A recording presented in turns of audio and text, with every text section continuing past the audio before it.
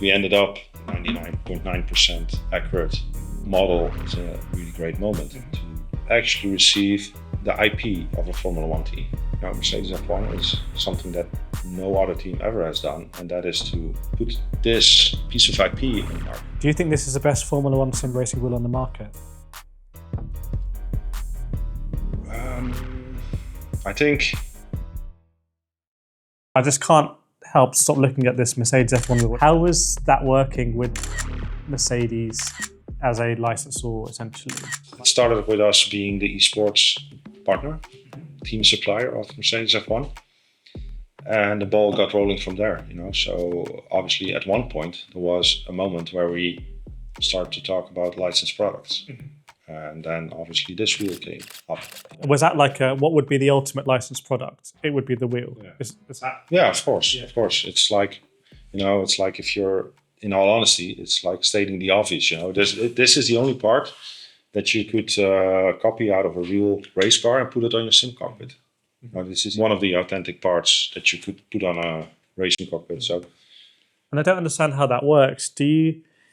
Because obviously there are licensed products and replicas all the way down, up and down the price range, like super cheap to super expensive, and this is at the high end of the price range. Do you get the CAD files, or do you get the opportunity to inspect it and then you go away and do it yourself, or is it collaborative? Or? Yeah, it is. So it was just a matter of them trying to clear off the CAD model towards us, clear the restrictions, and just hand over the CAD file. For me personally, with my background as an engineer, it's a really great moment to actually receive the IP of a Formula One team.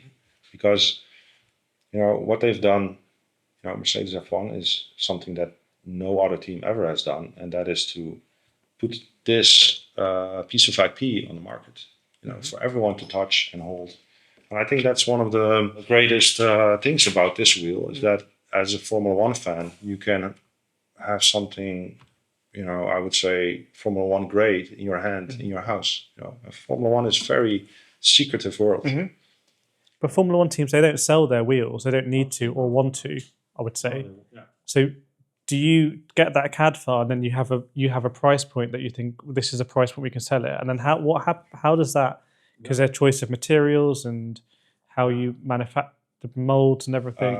This wheel is constructed in the same way as the real one. So it has the front shell, and it's exactly the same as the real one, because we have the CAD file. So you take the CAD files and you start grinding on the model, because you receive you receive the CAD files, but these files you cannot use. So you need to trace it basically, just as a kid does trace. So you start tracing it, and you need to be talented to be able to do that, because it's quite a complex shape. But we ended up 99.9% accurate model. It's just the real thing basically. Yeah, this wheel is definitely well known. I don't know how popular it is because I don't see your sales reports. Do you feel like it should be more popular? Do you feel like people are spending money on wheels over €1,000 a lot these days, and they should be buying this really? No, I don't think so. I cannot say that. Okay. I cannot say that you should buy this wheel. I mean, it's as successful as we hoped it would be. I think so. That's good. It's the project is a success. Like I said, for me personally, the biggest takeaway is that nobody can own a piece of a Formula One car. You cannot walk into the store and buy something. You cannot even. Let's be honest, you cannot even touch a Formula One car. You're not meant to. Yeah, no. So it's also very secretive, and this allows you to have something in your hands. But that's why I wonder whether, truthfully, in your mind, you're like, this is actually a step above, because there are very good quality wheels from loads of different manufacturers in this price range. But they have not had to go through necessarily the licensing approvals that you will have had to go through. I don't know the details of, and I just wonder whether that's a selling point for this wheel that you think is. One part is the exclusivity, and Mercedes F1 releasing this IP onto the market for everyone to just hold in their hands. But the other side is that this is a great steering wheel. When you put it on your cockpit and you hold it and you feel how all the buttons are within reach, actually such in a natural way. And the grips, they're very comfortable. That's from the CAD design, so you know that that's how Mercedes That's exactly how it's evolved it. Like, yeah, right. So, and then you realize, oh wait, this is actually a really good steering wheel, and it just carries over one to one to a sim, in my opinion. And actually, it's you don't need to use this wheel only for Formula One car. It's perfect for all other Formula One cars, LMP, LMPH or LMP2, 3. It's great. It's very comfortable. Grips are very comfortable, and then sometimes you need to really experience that before you kind of realize, because up until I held this wheel and driven with this wheel, I didn't actually realize that a Formula One wheel needs to be very comfortable, because Hamilton or Russell or Kimi, they cannot have a sore thumb. So this wheel is extremely comfortable. The grips are perfectly shaped, so you can drive 1.5 hours at the most intense speeds and most intense forces without your thumb starting to hurt or some pressure points starting to develop. And that I think is something I realized just after. do you think this is the best Formula One sim racing wheel on the market? I think that's. I would say yes. Yeah. Okay. Let's break it down. Let me give you just a 10 seconds of context. I often get asked, what is the best Formula One sim racing wheel? As just a question in text. A good wheel is a light, rigid wheel. So this is full carbon fiber. It's super rigid.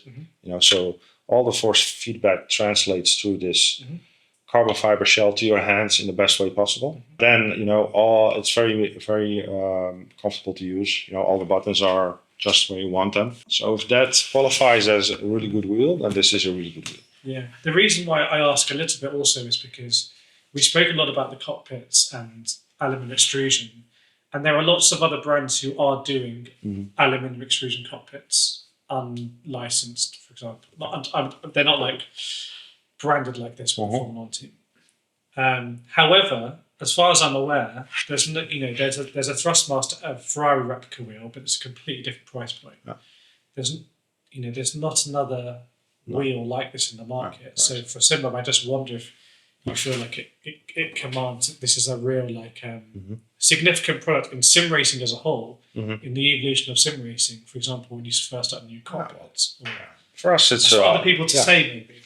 Yeah, it is for other people to say. For us, it's a milestone, and we went all out with this project. So we turned up in Brackley with the first iteration, first prototype, and they were like amazed. Wow, you did it! This is so it can almost not separate it from the real one. And then they also get like activated in a way, like, okay, now we want to really for you to get it right. Okay. So every detail, it's like the holes where these screws are there because the real one also has screws there. Here in the back. And I think this might be the biggest. The bar shifter. No, this little thing inside. This is a piece of copper. Oh, really? For what purpose? Now the real wheel has wiring to ground the wheel. Wiring, copper wiring on the back, and goes or just for grounding. Okay. Yeah. So this is how far we went to actually put in this piece of copper here in this handle. So actually, it's grounded when you're on it. Yeah, but it doesn't work with us. This is just the same as the button on the bottom. Okay, yeah. Mystery button. Yeah, this is to pressure test the wheel. Oh, okay. So the real wheel is sealed off for the rain. Yeah. And they put pressure on this thing here, and then if it doesn't leak, okay, it's if the pressure doesn't drop away when you put it under pressure, it's not leaking. How has it been working with carbon fiber? Given that it's fair to say you're an expert on aluminium extrusion, did you learn a lot about carbon fiber? Did you know about carbon fiber already from other products, or how's that different with carbon fiber? Well, carbon fiber is very very intensive. It's a crazily intensive product to manufacture. Every shell is 40 hours of labor. And that's just the shell. That's only the shell. And carbon fiber is not as precise with, I mean, for example, yeah, it's handmade. So not every shell is the same. And, you need to build in smart ways how you're going to neutralize it. So for example, every shell we are machining. So we neutralize the tolerances between the shells. And that's kind of how you build this wheel.